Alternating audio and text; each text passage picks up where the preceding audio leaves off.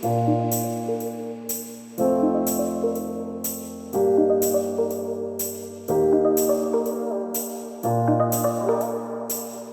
guys, I'm Rae. And I'm Jason.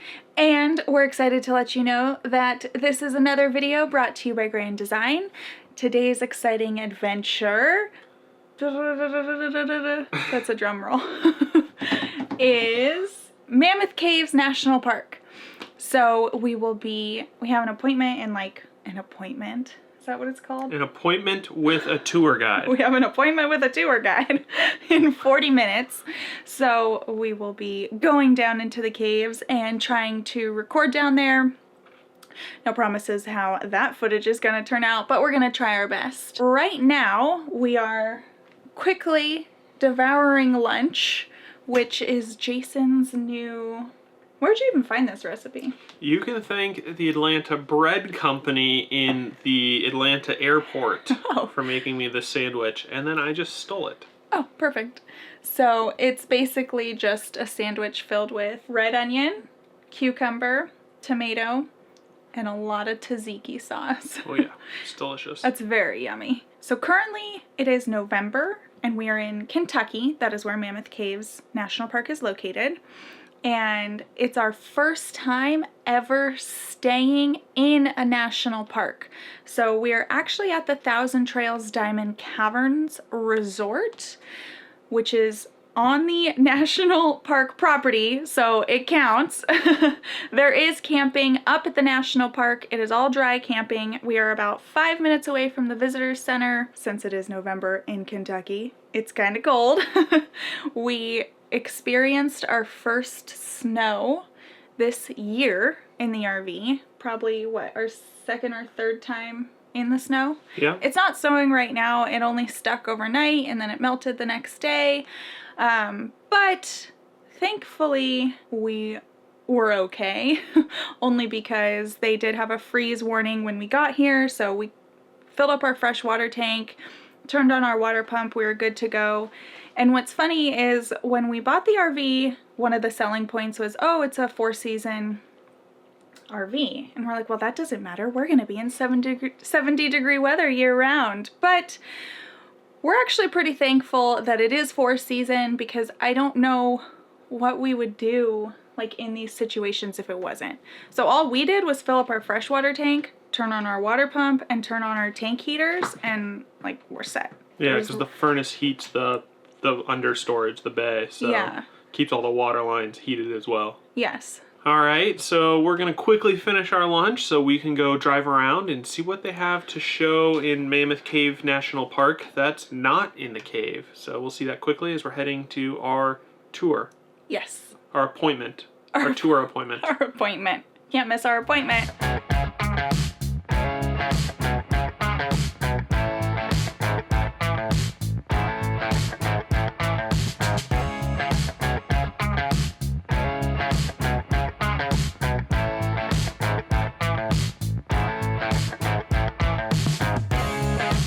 So we're on one of the 3 campgrounds that is managed by the National Park Service here at Mammoth Caves, and they don't look half bad. They are all dry camping, although that's written on their pamphlet, like that's what they say about their own camping. However, we drove past 2 RVs that had full hookups, but those are the only 2 sites that we saw that were like that. So I don't know if they're like hosts or something like that, or you just have to get really lucky and you get one of the 2 sites that have full hookups, because the RVs there, or the people sitting outside of the RVs didn't have ranger stuff on. Sure, they could have been off duty, but I don't know, they looked like regular campers. Overall, it doesn't look like a bad campground. Right now it is completely empty. There's like maybe, what do we see, 5 people here? Yeah, 5 to 8. Yeah, we did see 1 travel trailer. There's 1 loop over here that they have a few signs, like maybe 5, where on the post under the site number it said RV only, and that's, looking at them, it's just for their size. So they have a dump station right here too. Oh, nice. It looks like to be water, so that's good. So right outside the campground is a dump station. And yeah, I don't think that we would want to take our 42-foot fifth wheel through there, but I do think it's possible. Yeah, I don't know. I don't think I would.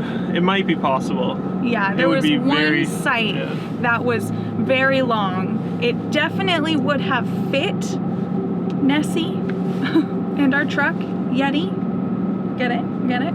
Anyway, but yeah, so that was a quick overview of the campground, so let's just keep on moving.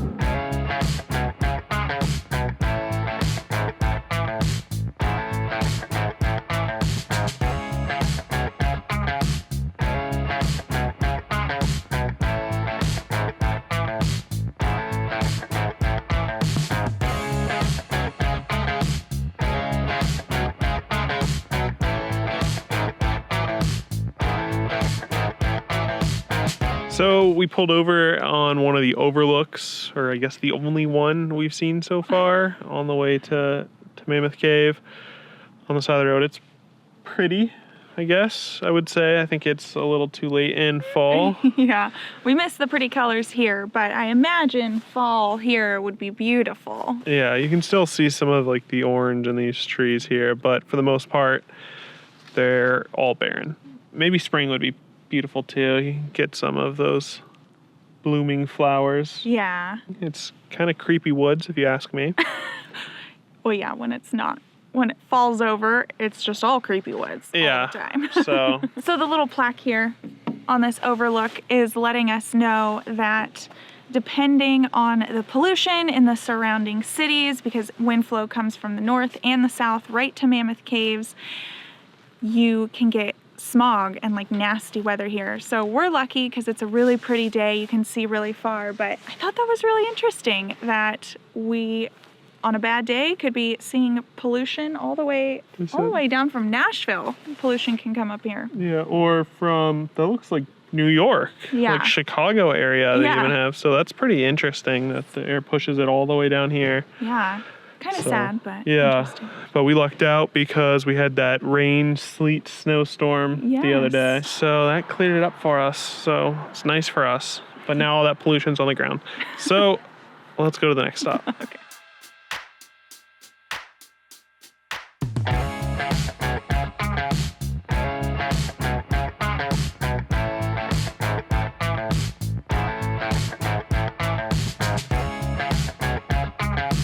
So while we were at the visitor center picking up our tickets earlier this morning, we read some of the informational plaques there, and they had a diagram of the landscape above the caves. And so when you're looking at the Kentucky landscape, it literally just looks like this. And it's not rolling hills, it's sinkholes. So I thought that was really cool. And there's basically just a ton of sinkholes because of the material that this land is made of. It is limestone with a layer of sandstone on top, and the sandstone kind of protects the limestone, so when the water finally seeps through, it's able to erode through the limestone faster than the sandstone, hence our Mammoth Caves.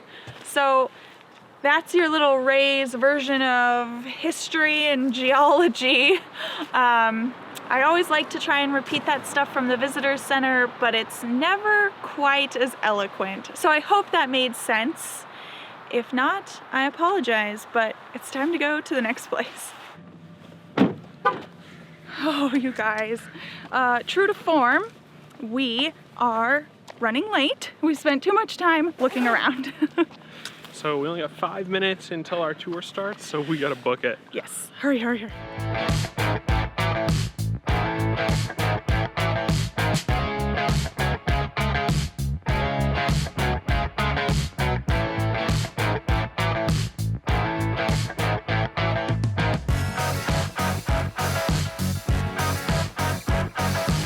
Now, do y'all think a boy in the late 1700s was the first person ever in this cave? No. No, the Native Americans was in here long before that. And they left little clues laying around. We call them artifacts today.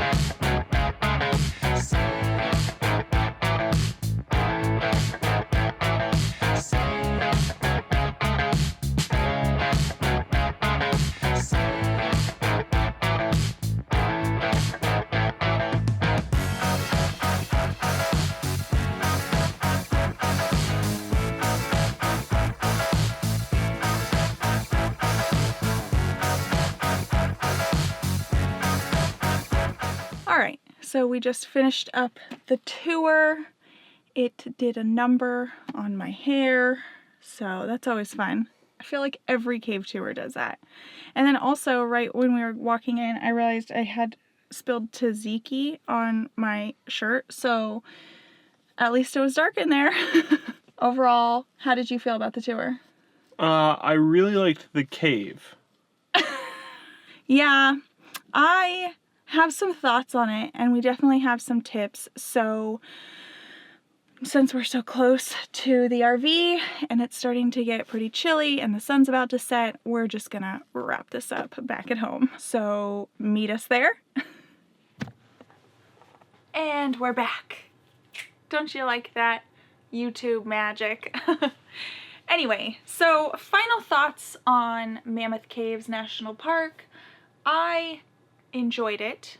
You definitely enjoyed it a little bit more. Yep. So we took the tour called the Historic Tour, and they have been doing tours for, I think he said 202 years ago was the first documented paid tour of the caves. So good job, guys. We got it down. Yeah, they got it down. So our tour was 2 miles long and it was 2 full hours. They warn you that it's strenuous. However, we move so slowly that it does, I wouldn't categorize it as a workout, but you are going up over 300 stairs? Is that how much it Yeah, was? I think something like that. But they weren't bad. No, they were baby stairs, honestly, because they were like this big. And then at the end, you know, there was the scaffolding where you had to take the stairs to get out. But that wasn't too bad because you're going so slow. Yeah, like it wasn't even, I think I had like less breath walking up the scaffolding at Gettysburg than I did walking through all of this stuff. Yeah. Like, Yeah. So I think you can do it. The only warning that I want to give is to people who get really claustrophobic, like really claustrophobic.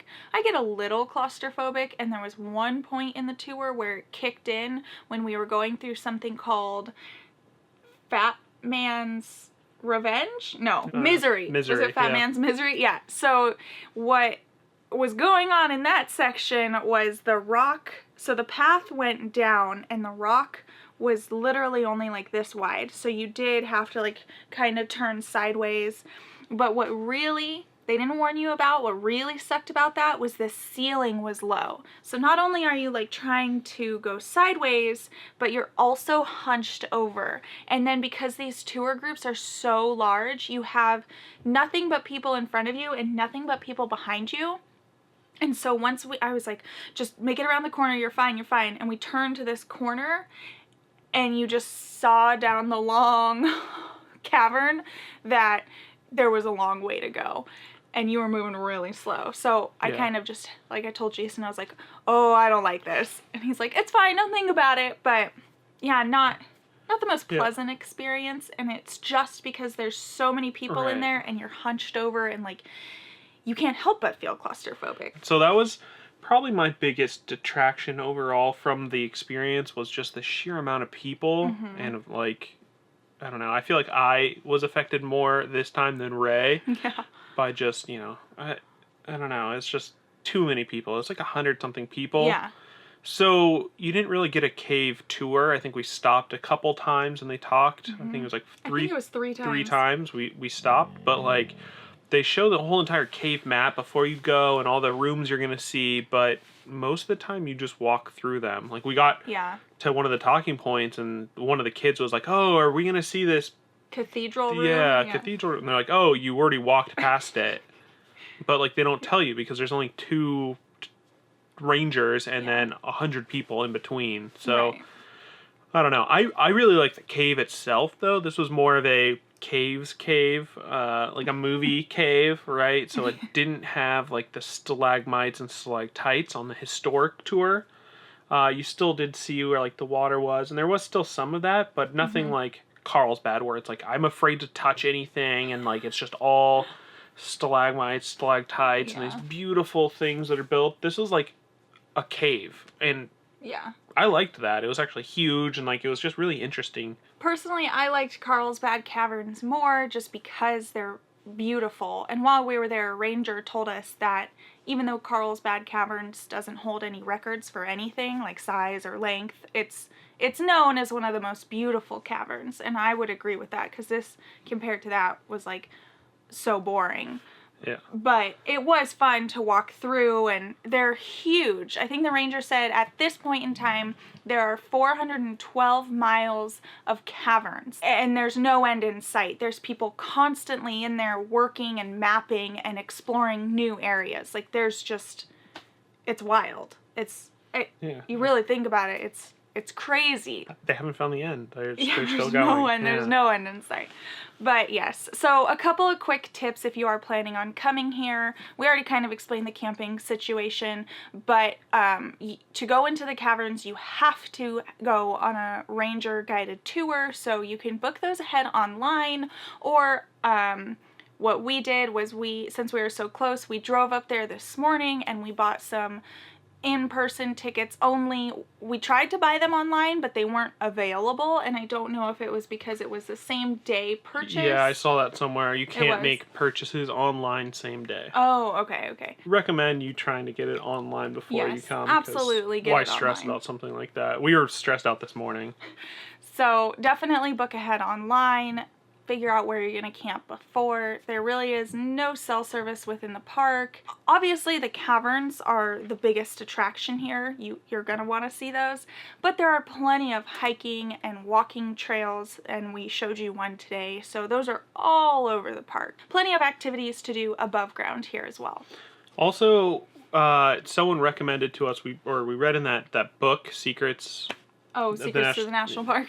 Book that they completely recommend something called like the Violet City Lantern Tour. They said it's the coolest one. You should do it. It wasn't available for us during, I think, the winter season, but if you're here during the summer, I think you should check that one out as well. Other than that, the historic tour worked for us. There's a lot of different options. There's plenty of tours if you want to see different parts of the cave. Sometimes they'll have to bus you out to the other entrances because it's so massive. They start in different places. But oh, that was another thing the website mentioned that I saw. If you are coming to the visitor center from the northern side, there is a river, and if you don't plan accordingly for your tour time, a lot of people have missed their tours because the only way to get across this river is by ferry. So be prepared for that, or figure out how to drive around. All right, so those are all of our tips for this national park. We had a great time exploring, even in this chilly weather.